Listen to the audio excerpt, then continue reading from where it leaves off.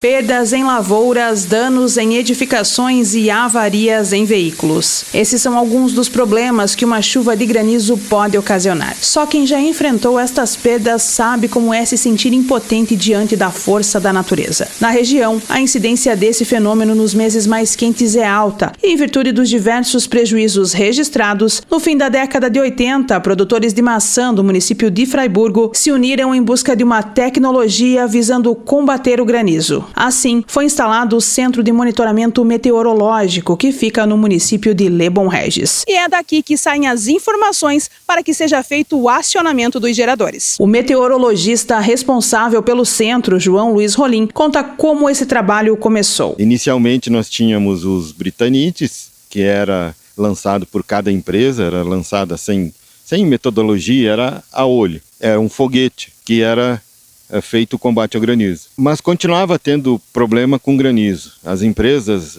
na década de 80, tinham um prejuízo bastante grande com granizo. Aí eles resolveram investir em um sistema, que tivesse uma metodologia que fosse comprovado cientificamente. Então eles foram até a Argentina, em Mendoza, onde existia um sistema com radar e foguetes. E daí, esse sistema, em 89, através do Valery Line, foi implantado aqui na região. E funcionou até 95. De 95 para cá, aí nós começamos com o gerador de solo, que é o que a gente tem até hoje. Porque o gerador de solo, ele é mais eficiente e ele é mais barato. Tem um custo menor do que o foguete. Por isso que ele foi trocado. Porque tanto o foguete como o gerador de solo utilizam o iodeto de prata, que é para o combate ao granizo. Então, é o único método que é reconhecido mundialmente, é reconhecido pela Organização Mundial de Meteorologia e tem comprovação científica. Este é o único radar meteorológico existente no Brasil voltado para o combate do granizo. Esse radar tem uma área de abrangência de 300 km. É um radar de banda S, é um radar meteorológico para observação de nuvens. Bem, hoje nós estamos trabalhando com 13 municípios. Nesses 13 municípios, nós temos aí em torno de 160 geradores, que abrangem uma área de mais ou menos de 800 mil hectares. Apesar da alta abrangência nesses municípios, 2 geradores não estão em funcionamento. Desses 168, 55 é o governo do estado que mantém. Como esse ano não veio recurso para o governo do estado, não estão funcionando os 2 de Videira, 8 de Lebon Regis e não estavam funcionando 7 de Rio das Antas.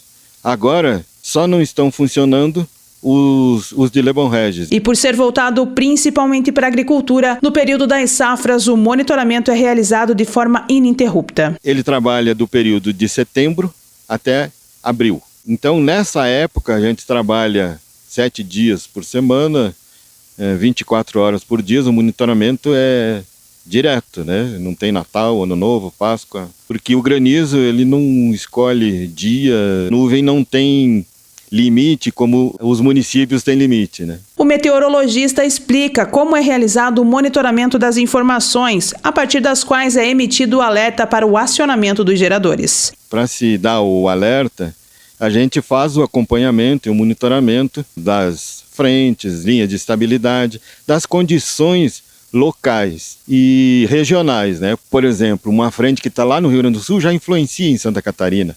Uma baixa pressão que eu tenho no norte da Argentina já faz com que haja formação aqui. Na verdade, nós temos 3 tipos, Os 2 extremos. Um que você não tem dúvida, porque é um dia que vai dar granizo. O outro, que é o oposto extremo, é o dia que não vai dar granizo. Esses 2 são fáceis, porque você tem as condições e as informações são bem claras. O nosso grande problema é o meio termo.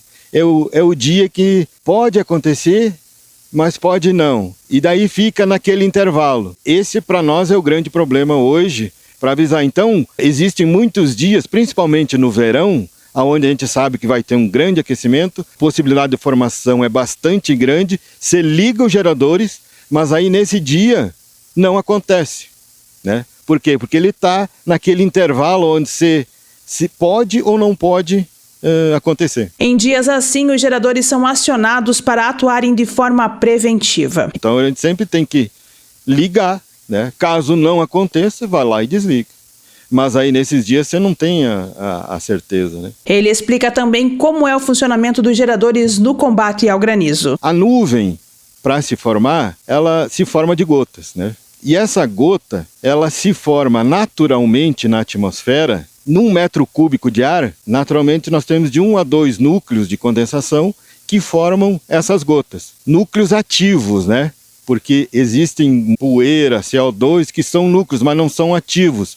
E se eles não são ativos, eles não formam a gota. Então, como para cada metro cúbico se forma de 1 a 2 núcleos, toda a água que tem concorre para esses 2 núcleos. E aí a gota vai crescer, vai congelar e vai formar granizo grande. O que a gente faz? A gente lança 70, 80, 100 núcleos por metro cúbico.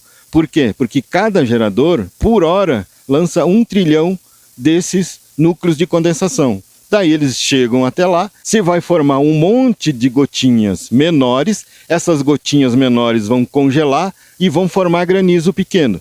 Esse granizo ele se forma entre 6 a 8 km de altura da superfície. Na queda, ele vai pegar temperaturas positivas e aí vai cair ou como água supergelada ou granizo pequeno. João enaltece que o sistema não impede a ocorrência do granizo, mas reduz os impactos que podem ser causados por esse fenômeno. Os sistemas que formam granizo são sistemas muito grandes. Então eles envolvem uma energia muito grande. Uma frente tem de 600 a 1.000 quilômetros de extensão. Você não tem como lutar contra isso tudo. O que a gente consegue fazer?